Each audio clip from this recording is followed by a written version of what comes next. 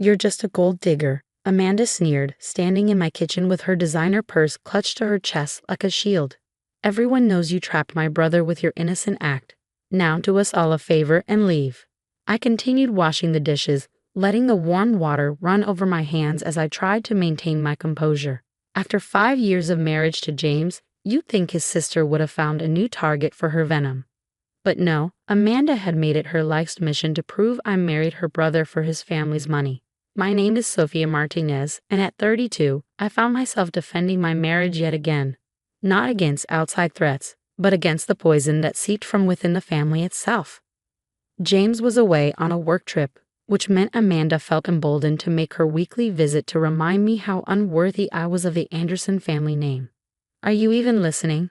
she demanded, her voice sharp enough to cut glass. "James is filing for divorce. He knows all about your little scheme now." That made me pause.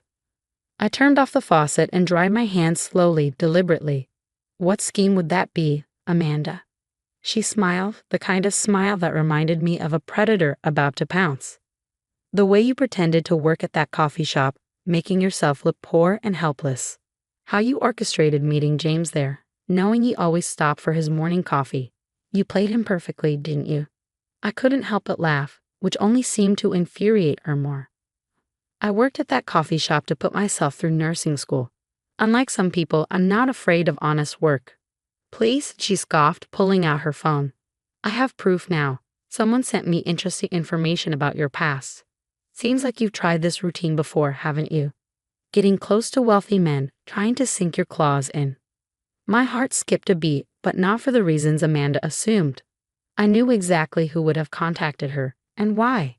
"Let me guess," I said, keeping my voice steady. "Someone named Marcus reached out to you." The slight widening of her eyes told me I was right. "So you admit it. You know him." "Oh, I know Marcus," I replied, walking toward the stairs.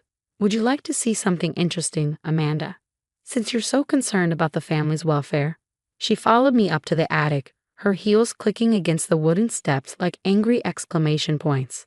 The late afternoon sun filtered through the dusty window, casting long shadows across the cluttered space. I moved purposefully toward an old trunk in the corner, one I hadn't opened since the day I married James. "What are you doing?" Amanda demanded, watching as I pulled out a key I kept on a chain around my neck.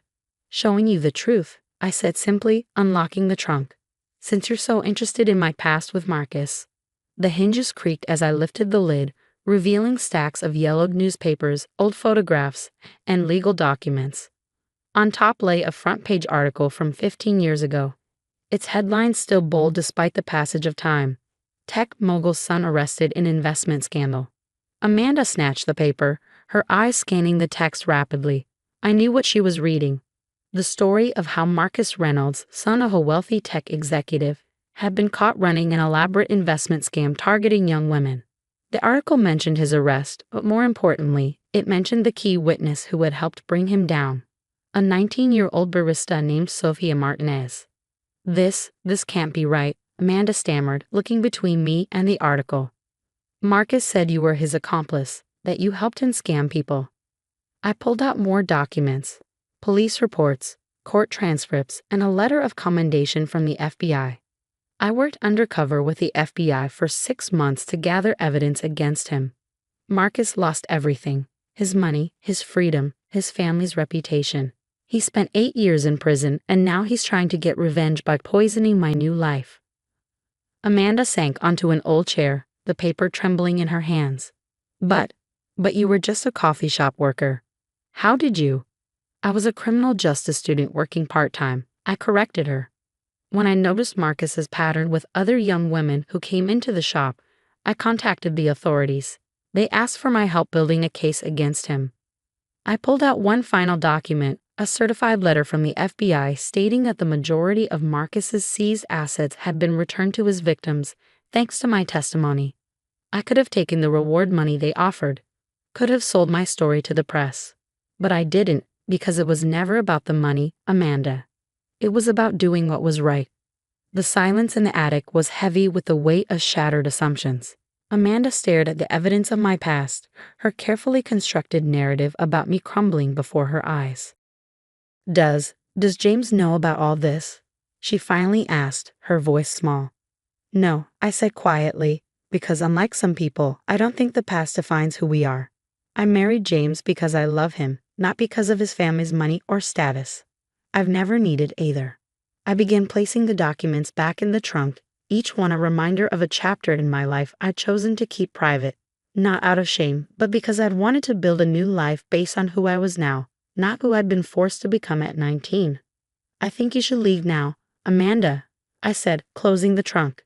And the next time Marcus or anyone else tries to feed you stories about me, remember what you saw today. Remember that appearances can be deceiving, just not in the way you always assumed. She stood up shakily, clutching her designer purse like a lifeline. As she headed toward the attic stairs, she paused. Why didn't you ever tell us? It would have changed everything. I smiled sadly. Would it? Or would you have just found another reason to doubt me? Some people only see what they want to see, Amanda. I learned that lesson a long time ago. As I watched her leave, I knew this wasn't over. The truth about my past was out now, and soon James would know everything. But for the first time in 5 years, I felt strangely peaceful. Sometimes the best defense isn't in hiding who you are, but in finally letting the truth come to light. I pulled out my phone and texted James a simple message. We need to talk when you get home. There's something I should have told you a long time ago. The house felt eerily quiet after Amanda left. I sat in the living room, surrounded by photo albums I'd pulled from the shelves. Pictures of James and me on our honeymoon, holiday gatherings with his family, moments of happiness I'd captured and preserved, hoping they'd somehow prove my worth to the Andersons. My phone buzzed with James' reply. Is everything okay? I can catch an earlier flight. Before I could respond, another message popped up, this one from an unknown number. My heart sank as I read it. Did you really think you could keep your past hidden forever, Sophia? I told you I'd make you pay for what you did to me. Marcus. I blocked the number immediately, but the damage was done. Marcus was clearly determined to destroy the life I'd built. The irony wasn't lost on me. He was still trying to control and manipulate, just like he had 15 years ago. The doorbell rang, making me jump. Through the peephole, I saw Margaret, my mother-in-law, standing there with Amanda. Of course, Amanda had gone straight to her mother with her discovery. I opened the door, steeling myself for what was coming. Margaret swept past me into the house, her expensive perfume trailing behind her like a warning sign. Amanda told me everything, she announced, turning to face me with the same cold expression I'd seen countless times at family dinners. About your involvement with that criminal, Marcus Reynolds. Did she tell you the whole story? I asked quietly. Or just the version Marcus wants you to believe? She showed me the newspaper articles, Margaret said, her voice sharp. My son married someone who was involved in a criminal investigation. Do you have any idea what this could do to our family's reputation? I walked to the attic stairs. Follow me. Both of you need to see something. This time, I pulled everything out of the trunk, not just the newspaper articles, but the commendation letters, the victim statements, the photos of young women who'd lost their savings to Marcus's scheme.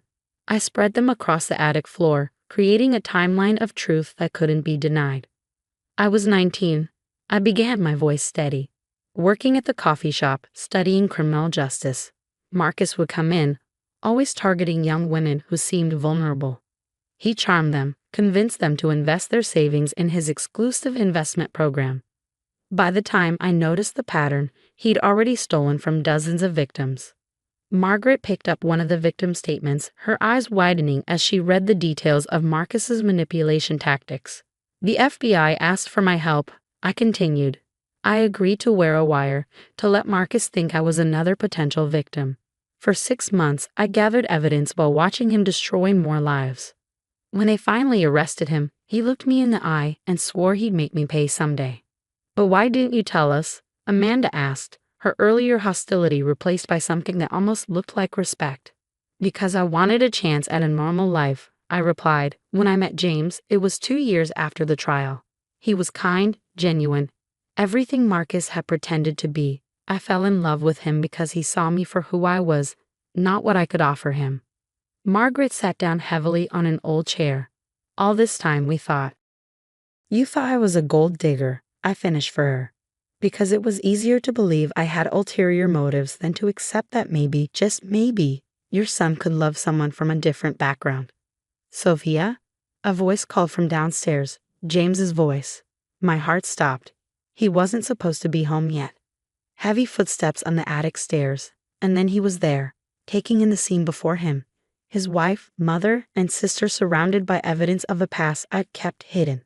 I caught an earlier flight, he said, his eyes fixed on the newspaper article in his mother's hands. Amanda called me, told me there was something I needed to know about you. I stood up, my legs shaking slightly. I should have told you long ago, James. I'm sorry. He walked over, picking up the FBI commendation letter. His eyes scanned it quickly, then moved to the victim statements, the court documents, the photos. No one spoke as he pieced together the story of who I had been before I became his wife. Finally, he looked at me, and I saw something in his eyes I hadn't expected. Pride. You helped put him away, he said softly. You risked your life to protect other women. Yes, I whispered. He turned to his mother and sister. All these years you've judged her, questioned her motives, made her feel like she wasn't good enough. And all this time she was more honorable than any of us. James, Margaret started, but he cut her off. No, Mom, you and Amanda owe Sophia an apology. Not just for today, but for every snide comment, every subtle dig, every moment you made her feel unwelcome in this family. I touched his arm gently. James, they didn't know. That's the point, he said firmly. They never tried to know you. They were so convinced they knew your type that they never bothered to learn who you really are. The attic fell silent again, but this time it felt different. The truth lay scattered around us in black and white, undeniable and transformative. Margaret stood up slowly, smoothing her skirt with trembling hands. I think we owe you more than an apology, she said quietly. We owe you the chance to be truly part of this family. Amanda nodded, tears in her eyes. I'm so sorry, Sophia, for everything. I looked at them. These women who had made me doubt myself for 5 years, and felt something shift inside me. The past I tried so hard to hide had finally come to light, and instead of destroying my marriage, it had somehow made it stronger. James pulled me close, kissing the top of my head. No more secrets, he murmured. No more secrets, I agreed, feeling truly secure in his love for the first time since our wedding day. As Margaret and Amanda left, promising to help deal with any fallout from Marcus's attempts at revenge, I realized that sometimes the very things we try to hide become our greatest strengths when brought into the light. 2 weeks after the revelation in the attic, life had shifted in ways I never expected. The Anderson family dynamics had transformed. Margaret now called regularly, not to criticize but to genuinely check on me. Amanda had become an unexpected ally, using her legal connections to help protect me from Marcus's continued attempts at revenge. But Marcus wasn't finished. One morning, I arrived at the hospital where I worked as a nurse to find him waiting in the parking lot. He looked older than I remembered, prison time evident in the hardness of his face. Hello, Sophia, he said, pushing off his expensive car, still playing the noble hero. I stood my ground, my hand already on my phone. You need to leave, Marcus, now. He smiled, but it didn't reach his eyes. I lost everything because of you. My family's reputation, my future, all of it gone because you couldn't mind your own business. You lost everything because you stole from innocent women. I corrected him. I just made sure you faced the consequences. He took a step closer, and now you've built this perfect little life for yourself. The devoted nurse, the loving wife, the respected member of society. It would be a shame if something happened to ruin all that. Step away from my wife. James's voice cut through the tension. He emerged from his car, walking purposefully toward us. Behind him, I saw Amanda's car pull up and 2 police officers I recognized from her law firm. Marcus's smug expression faltered. This is a private conversation. Nothing about this is private, Amanda said, joining us with the officers. We've documented every attempt you've made to harass Sophia. Every call, every message, every threat. One of the officers stepped forward. Mr. Reynolds, you're in violation of your parole by being here. You were explicitly forbidden from contacting Ms. Martinez or her family. I watched as they arrested him, feeling a weight lift from my shoulders that I hadn't even realized I was carrying. James wrapped his arm around me, solid and supportive. How did you know? I asked him. One of your coworkers saw him lurking earlier and called me, he explained. I reached out to Amanda immediately. Later that evening, the entire Anderson family gathered at our house. Margaret had insisted on a family dinner, saying we needed to do things properly from now on. As we sat around the dining table, I looked at these people who had once been my harshest critics. Margaret was sharing stories from James's childhood, actually including me in the conversation. Amanda was discussing how we could use my experience to help other women avoid similar scams. "I've been thinking," Margaret said, setting down her wine glass. "The family's charitable foundation could use someone with your insight, Sophia. Would you consider joining the board?" I nearly choked on my drink. The Anderson Family Foundation was Margaret's pride and joy, her way of maintaining the family's social standing. She had never even hinted at including me before. "Are you sure?" I asked carefully. "Of course she's sure," Amanda interjected. "Your experience with Marcus, your nursing background, you understand better than any of us how to actually help people." James squeezed my hand under the table. "What do you think, love?" I looked around at their expectant faces and felt tears well up in my eyes. "I'd be honored," I said softly. Margaret reached across the table and took my other hand. "No, Sophia. We're the ones who are honored. You've shown us what true strength and integrity look like. We were so busy judging you that we couldn't see the amazing woman my son was lucky enough to marry." That night, after everyone had left, James and I sat on our back porch looking at the stars. The same stars I used to look at 15 years ago, wondering if I was brave enough to stand up to Marcus. "You know what's funny?" I said, leaning against James's shoulder. "I spent so long trying to prove I was good enough for your family. But in the end, it was my past, the very thing I was trying to hide, that finally made them see me." James kissed my forehead. "They see you now. That's what matters." "Better late than never," I teased. "Much better," he agreed. "Though I always saw you from that very first coffee you served me." I smiled, remembering that day. "You were the only customer who ever asked my name." "Best question I ever asked," he said softly. As we sat there in comfortable silence, I thought about how life has a way of bringing things full circle.